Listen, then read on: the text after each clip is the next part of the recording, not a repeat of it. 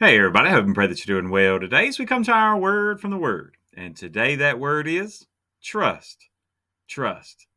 Now, that's something, a word that we've used quite a bit for our word from the Word, but even just kind of following along, it seems this theme that we kind of have this week. We started the week looking at how we are to go through that trial that's set before us, that going through it the way that God intended is always better than trying to go at it our own way.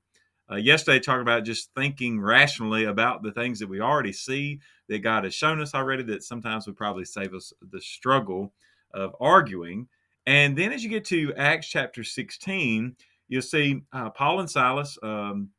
They actually meet Timothy. Timothy is actually working with them as well. Then you get them as they're deciding where they're going to go. They're being led by the Spirit and being prevented by the Spirit as far as where they're going to go or not going to go.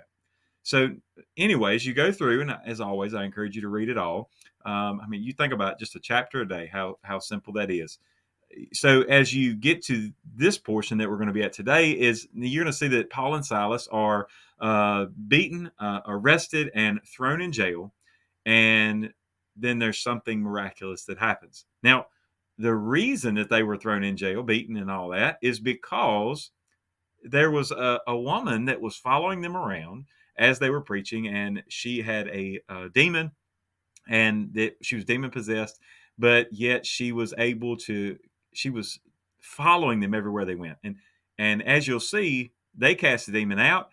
And the problem is that her owners, she was a slave girl, her owners were making money off of her, so they weren't excited that she had been healed. In fact, they were quite upset about it because Paul and Silas cost them some money. They weren't worried about the girl at all. They were only worried about their pockets. Sounds familiar for our day and time. But as you get to the part, once they're thrown in jail, now here they are, and you would just assume that Paul and Silas would be fussing and arguing and probably just upset with God as to why they're there. Right? Okay, well, maybe that's what we would be doing.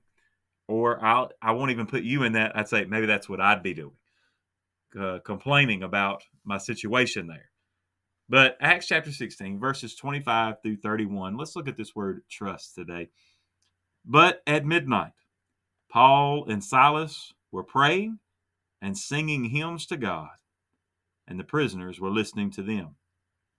Suddenly there was a great earthquake, so that the foundations of the prison were shaken, and immediately all the doors were opened and everyone's chains were loosed.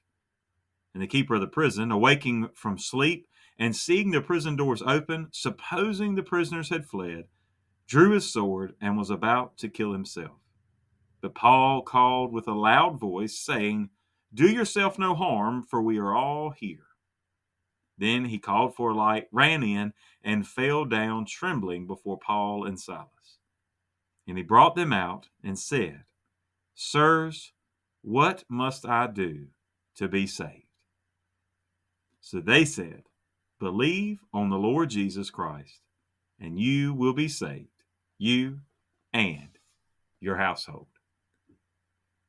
The story goes on from there, and you see this interaction between them. But that trust, I want you to look first at the trust that Paul and Silas had. They were praying and singing hymns to God.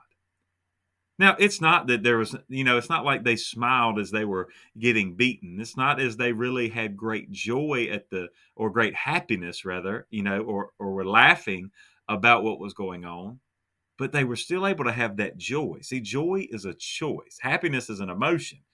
So they were still able to have joy in that prison to be able to pray, saying, "God, help us through this situation. Let us see." I mean, you can imagine what they were praying, but they've been led by the Spirit to this point. I highly doubt that they were not praying to be led by the Spirit again, because otherwise, let's think about it. Had they been praying for an amazing escape, then the earthquake would have given them escape, and they could have just taken off and run away. I have a feeling that they prayed for the people in that prison. Maybe they prayed for this jailer. And all of a sudden, as the jailer wakes up, assuming everybody's gone, he knew his life was on the line because at that time, right? If he was the one keeping the prisoners, if the prisoners escaped, he would be killed because of his responsibility. He failed to do his job. So he says, well, it's over. I might as well kill myself. Isn't it amazing that it's dark because he has to go call for the lights, yet somehow Paul knew that he was about to do it. Maybe he heard the sword coming out. Maybe, out of its sheath. Maybe he saw it. Maybe he was led by the Spirit. See, I believe Paul and Silas trusted God in that situation, in that prison, and they trusted him to use them even in their valley, to use them even in their time of trial. And so in that time, in one of their deep, dark moments, unable, cut off from freedom, cut off from other people, wrongly imprisoned, and now here they are witnessing to the other inmates, and then they witness to this man. But I think even better is maybe even a better example is the fact that this jailer had been listening. He likely knew why they were there, knew the message that they had been preaching, and yet when they didn't leave, that was what kind of tipped the scale for him to say, sirs, what must I do to be saved? Where do I need to place my trust so that I can be saved? And they said, believe in Jesus Christ. Put your faith and your belief on him and in him and through him. It's not lost on me, and I pray it's not lost on you today, that in the midst of their trial, because they stayed when the world would have run, God used that to win this jailer and his whole family to the Lord. They trusted God to work even in their dark moments. The simple question for us all today is, will we trust him just the same? God bless you, and I pray you have a great, great day.